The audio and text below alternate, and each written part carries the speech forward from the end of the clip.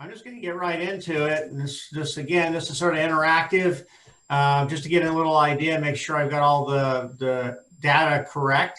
Now, first, I'm saying you're an irrigation consultant, but you're also a landscape architect, correct? Yes, I am. So, and are you a one-man show, or do you have any other people in your office?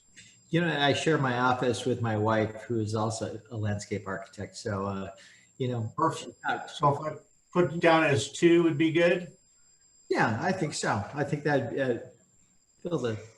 So Now, do you do other things besides, let's say, landscape architecture, irrigation consulting? Do you do anything else, engineering or any of those things?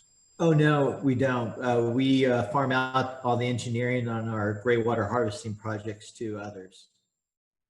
Good question. Yeah, the internal irrigation designers would be, for instance, you may have an office that has, let's say, 9 employees. And if they had 9 employees, you might have 3 that do irrigation and the rest that don't. Oh, okay. I'm just looking to get an idea of roughly if she is doing, let's say 50% of her work is irrigation or somewhere in there, then I would rank her as, she'd be number 2. Okay. But if it's just mainly you, Greg, doing the irrigation, I put it as a 1. Okay. You know what? We do have some interns, some students during the summer.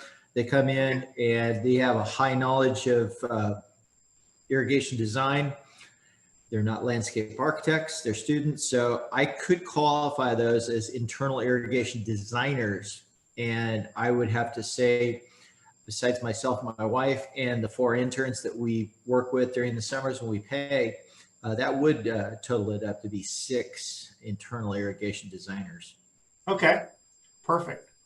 Now, the only thing I would ask, and we have this quite a bit, like when I go to a firm, a lot of times some of the internal people, they only maybe, let's say of their total day, they only spend an average of, 20% or whatever that is of their day doing it.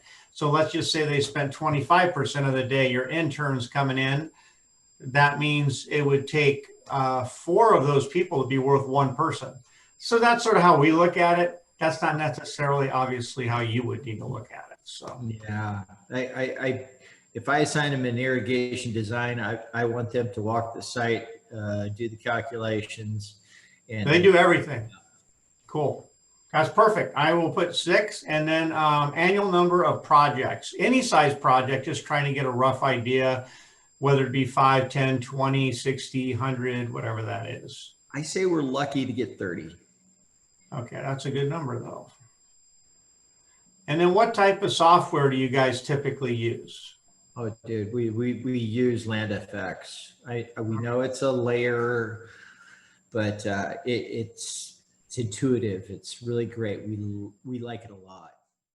The other thing that we look for is a little more detail. And again, this is all in our database. It's nothing that we share with anybody outside of Rainbird.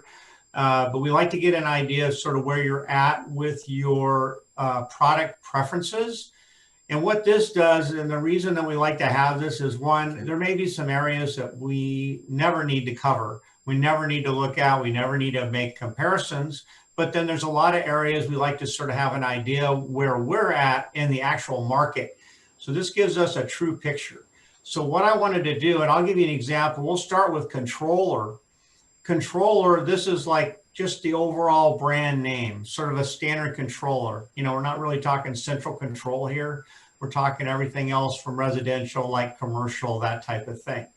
So what I'm looking for first is what percentage of your controllers are Rainbird from 0 to 100? You know what? I would have to say 50% is Rainbird product, 50? And the other 50% is a smattering of Toro, Rainmaster, Hunter, not in that order though.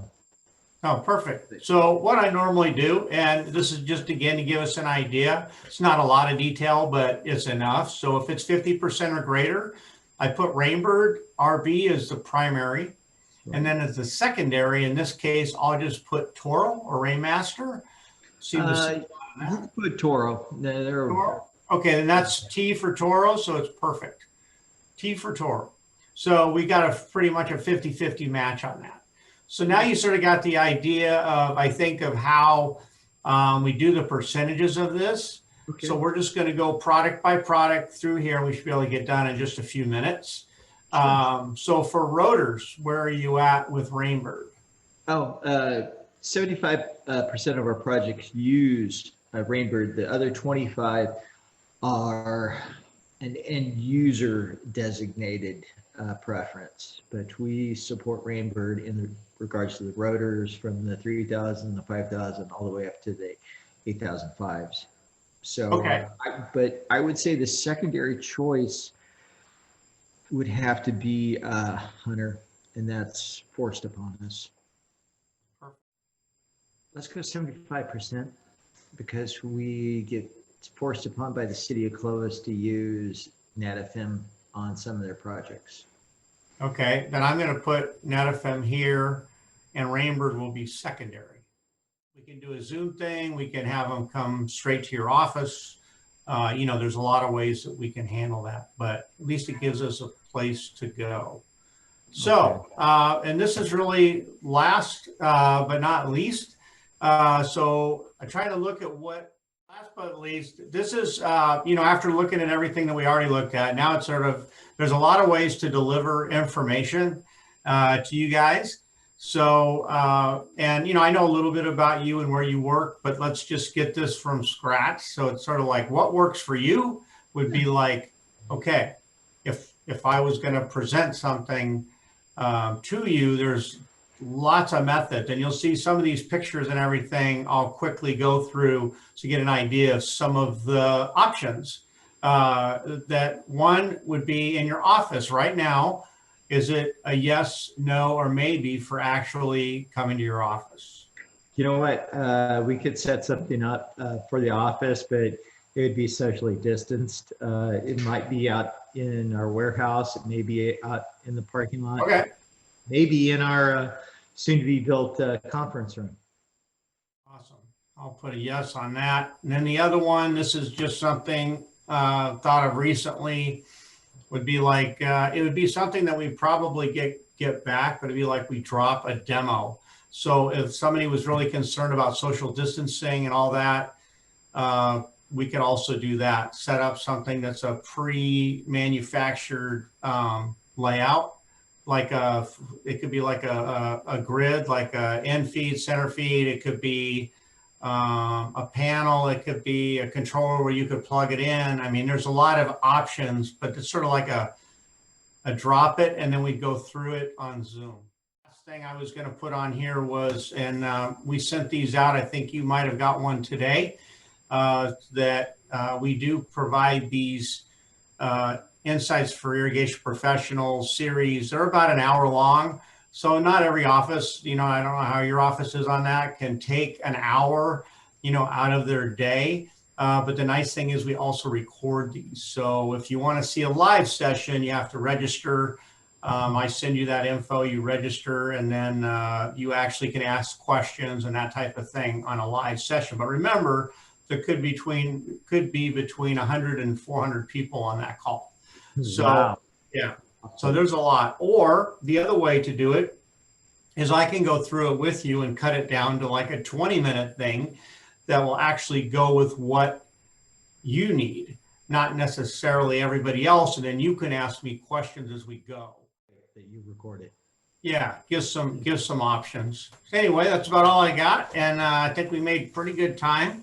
Probably just about 28 minutes, 27 minutes. So been shorter if I hadn't talked so much.